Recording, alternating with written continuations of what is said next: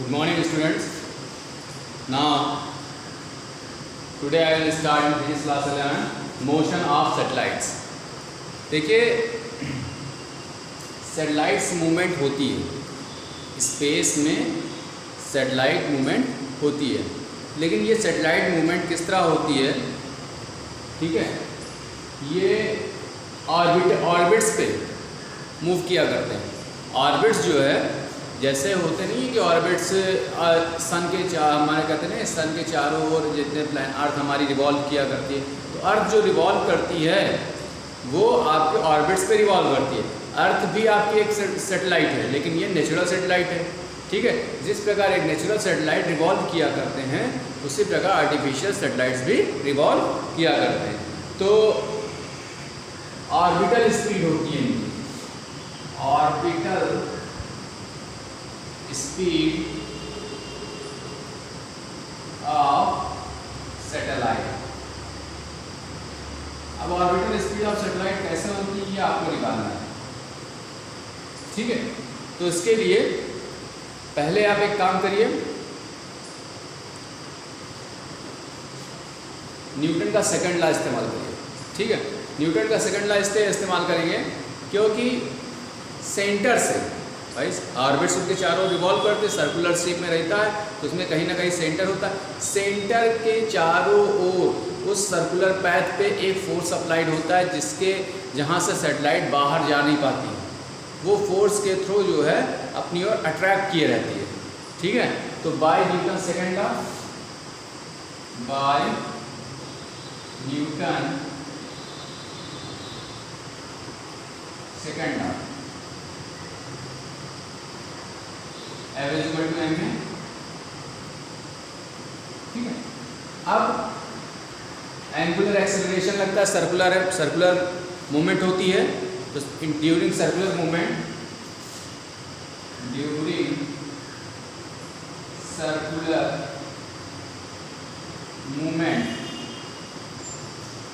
ठीक है, produce angular acceleration,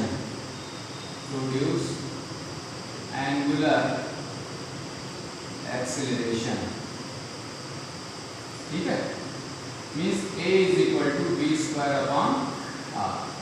ठीक है, और ये ऑर्बिटल वेलोसिटी से इसको v रख देते हैं। ठीक है, अब इसको इक्वेशन 1 मान लीजिए और a की वैल्यू आप इक्वेशन 1 में रख दीजिए, तो F हो जाएगा mv²/r। और न्यूटन का ग्रेविटेशनल लॉ क्या कहता है? Newton's law of gravitation by Newton's law of gravitation क्या कहता है? F = g_m_r²। ठीक है, F = g_m_r²। अब इस f की वैल्यू को, ठीक है, इस f की वैल्यू को इक्वेशन 2 में रख देते हैं। ठीक है, put the value of in equation 2। देख लीजिए, put the value of f in equation 2। ठीक है, इसमें रखेंगे f की वैल्यू ये, तो क्या हो जाएगा? g_m_r²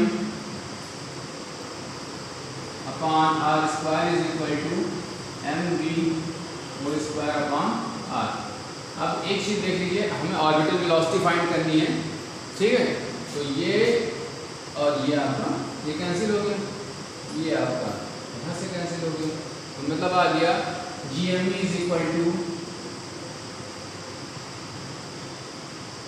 v² × r। ठीक है, अब r इसके नीचे चला जाएगा, तो v² = gme/r हो जाएगा। ठीक है, अब gme रिलेशन आपने स्मॉल जी और कैपिटल जी का रिलेशन पढ़ा है, क्या होता है? if gme =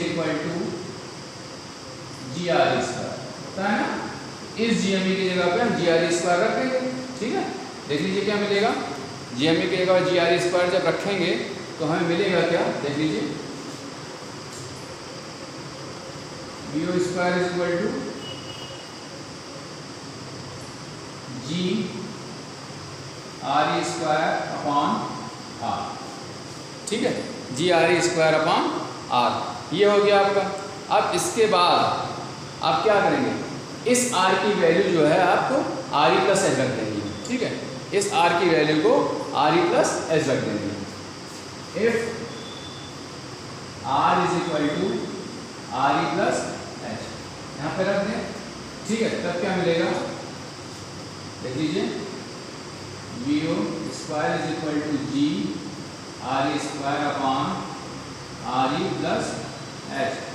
we O is equal to root लग जाएगा G R E square upon R E plus H. अब देखिए यहाँ पे आर ई प्लस स्क्वायर लगा तो ये रूट के बाहर चला जाएगा, तो ऑर्बिटल वेलोसिटी हो जाएगी आपकी आर ई अपॉन जी अपॉन आर ई प्लस, ये आपका तो ऑर्बिटल वेलोसिटी हो गया।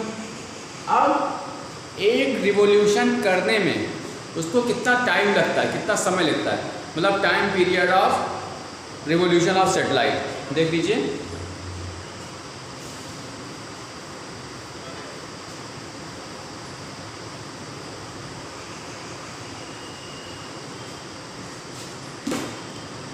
अगला टॉपिक है time period of revolution of satellite. ठीक है, मतलब एक चक्कर, एक रिवॉल्यूशन कंप्लीट करने में कितना टाइम लगता है। ठीक है, तो आपने एक फॉर्मूला पढ़ा होगा, time equal distance upon speed, वही फॉर्मूला यहाँ अप्लाई करते हैं। Bye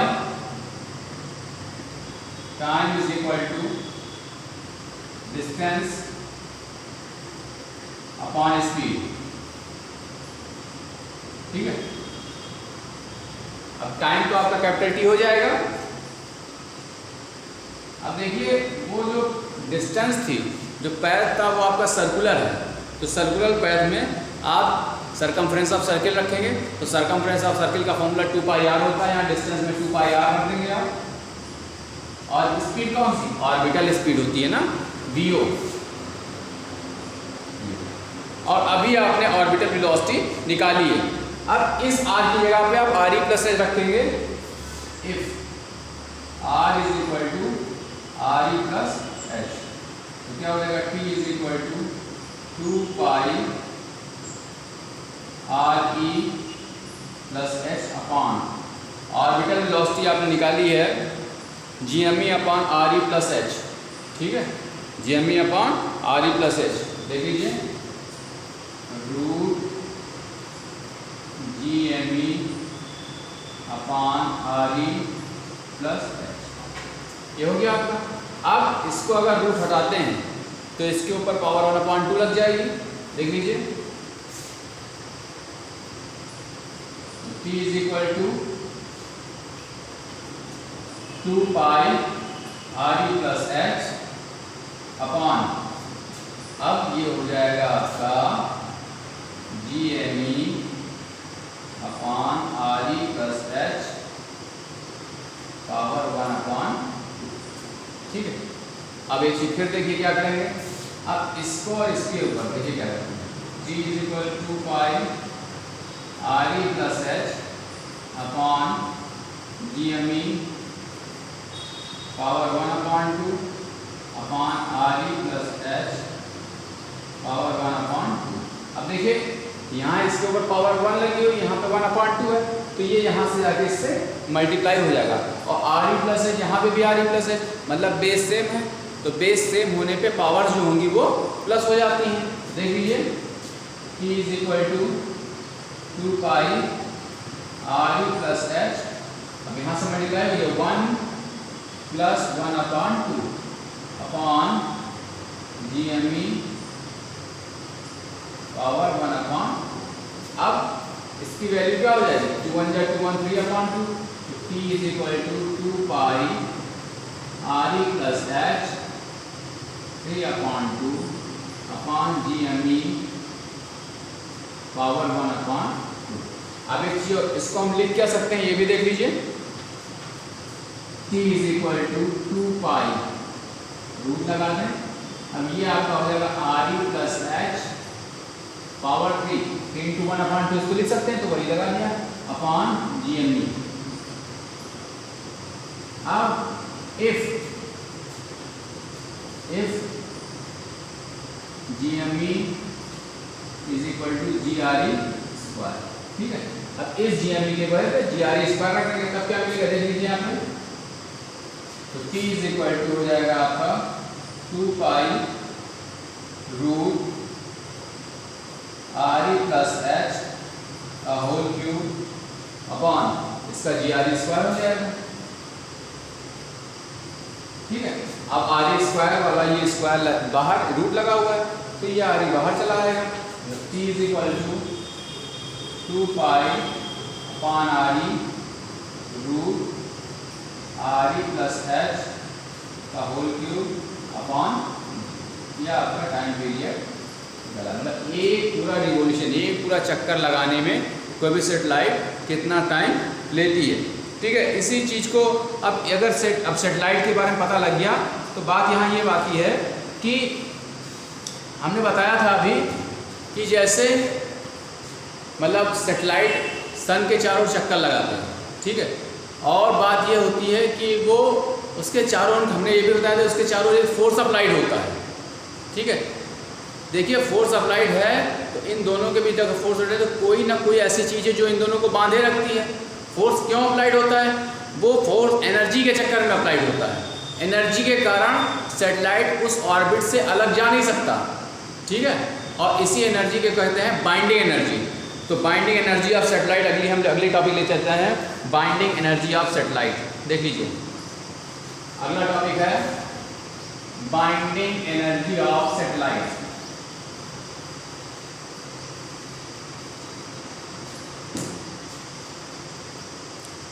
binding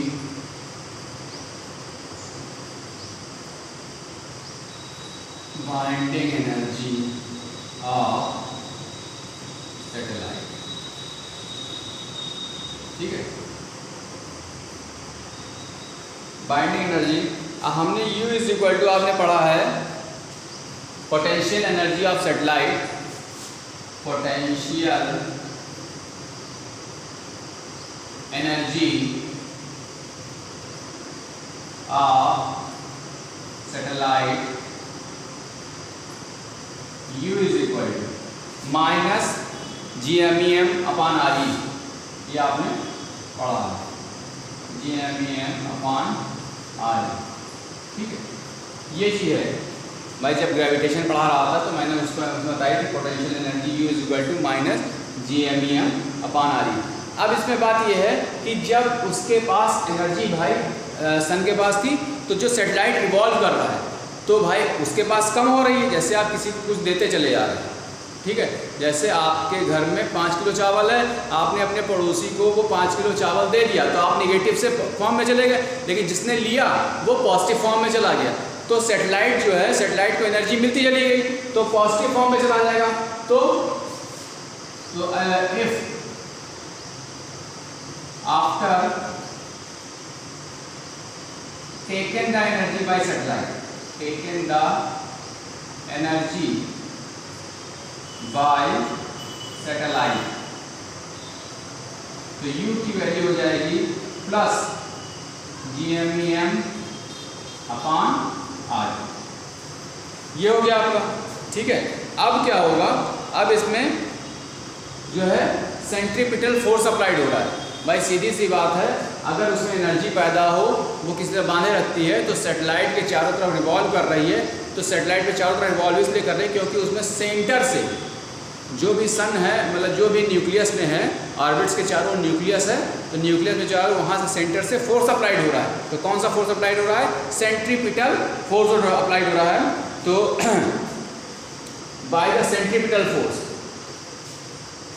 bye the centripetal force, centripetal force, centripetal force F is equal to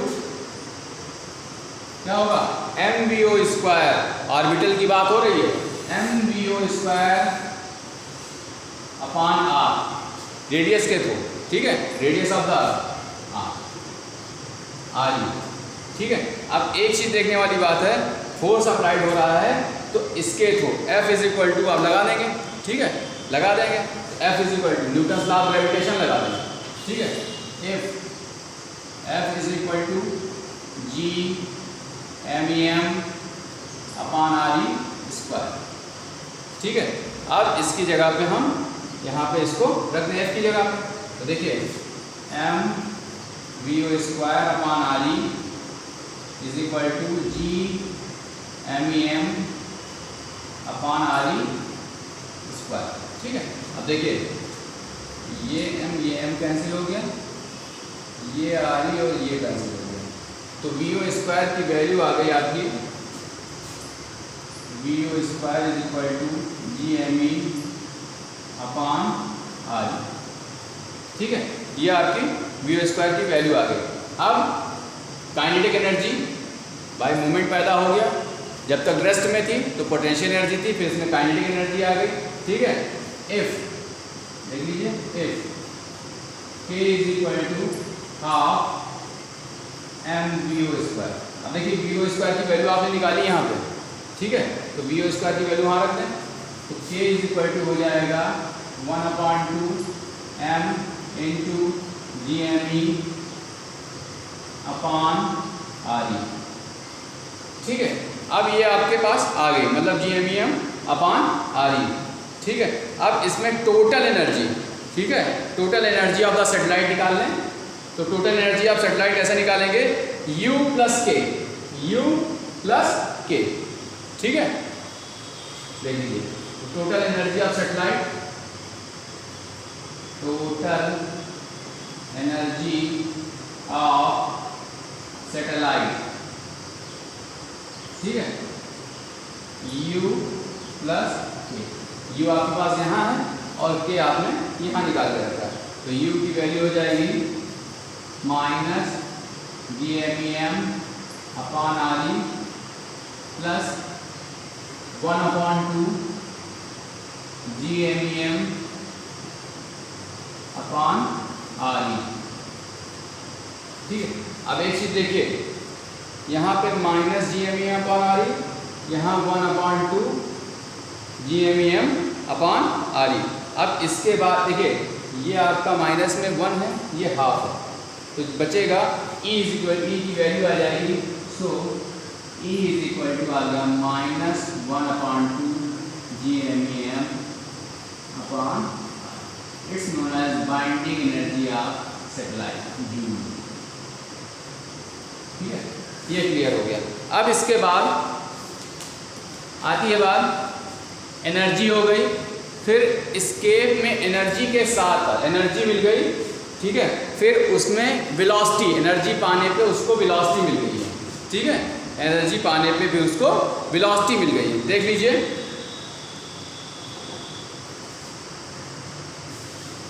escape energy and escape velocity, देख लीजिए,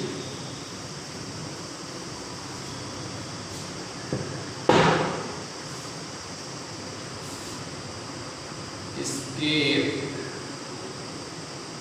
energy and escape velocity, ये बात आई। अब escape energy और escape velocity की बात जब आती है तो escape energy अभी we know potential energy क्या है, U is equal to minus GMEM upon RE minus GMEM upon RE, ठीक है। ये आपकी एस्केप एनर्जी है, एस्केप एनर्जी, ठीक है, एस्केप एनर्जी हो गई है। फिर इसके बाद एस्केप एनर्जी के बाद जो है, अब ये आपकी एस्केप एनर्जी, फिर वही चीज आती है ये, सो the getting energy क्या हो जाएगी, U is equal two plus GMEM upon RE, ठीक है। अब ये आ गई। अब इसके बाद जो है आप एनर्जी जो लगी है, मतलब जैसे यहाँ पे था पोटेंशियल में था, ये आपका प्लस में हो गया, मतलब काइनेटिक एनर्जी मिल गई इसको। ये क्या मिल गई इसको? काइनेटिक एनर्जी मिल गई। तो ये आपकी काइनेटिक एनर्जी, यहाँ माइनस में था, रेस्ट था, इन रेस्ट था। जब इसको काइनेटिक एनर्जी कन्वर्ट हो गया तो ये हो गया K E is equal to GMEM upon RE। अब काइनेटिक एनर्जी की वैल्यू रख देंगे हाफ mVO², ठीक है, half mVO² is equal to GMEM upon RE, ठीक है। अब देखिए ये m और ये m कैंसिल हो गया, ठीक है। तो क्या मिल गया? VO² upon 2 is equal to GME upon RE। अब देखिए तो जी रिलेशन आपने स्मॉल जी कैपिटल जी का पढ़ा है, तो we know that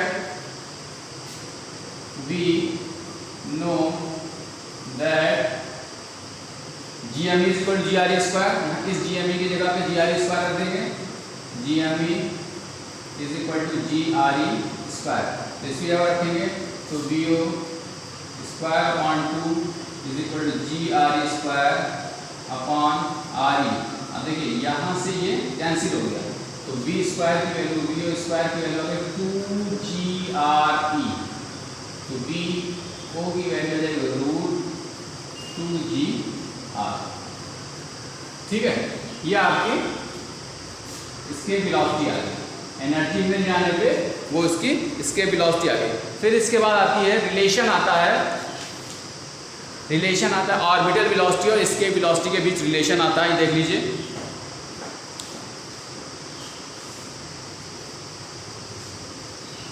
relation between escape velocity and orbital velocity,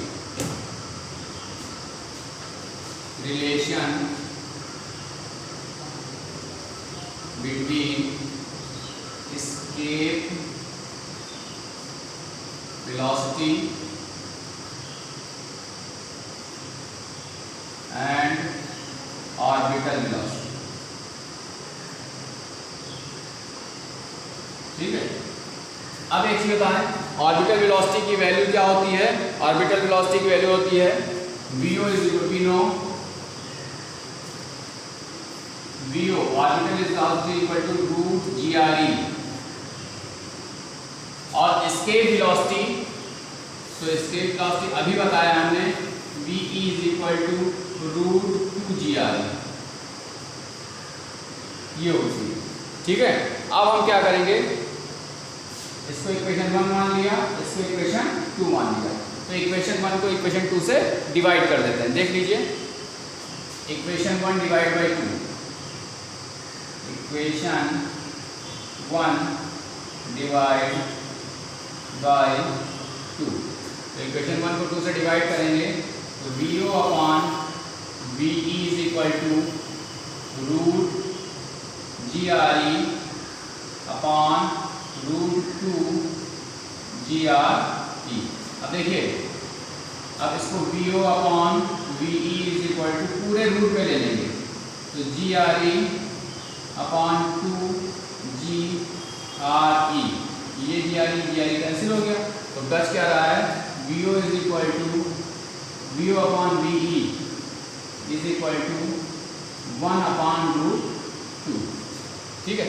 अब इसको जो है आप अब इसको इसमें जो है रेसिप्रोकल कर लें, तो VE upon VO is equal to √2, ठीक है। तो VE की वैल्यू हो जाएगी VO√2, ये आपका रिलेशन आपको एस्केप वेलोसिटी और ऑर्बिटल वेलोसिटी का होगा, ठीक है। तो ये आपका chapter motion of satellites over हो चुका है, ठीक है। सारे डेरिवेशन कंप्लीट हो चुके हैं। Thank you.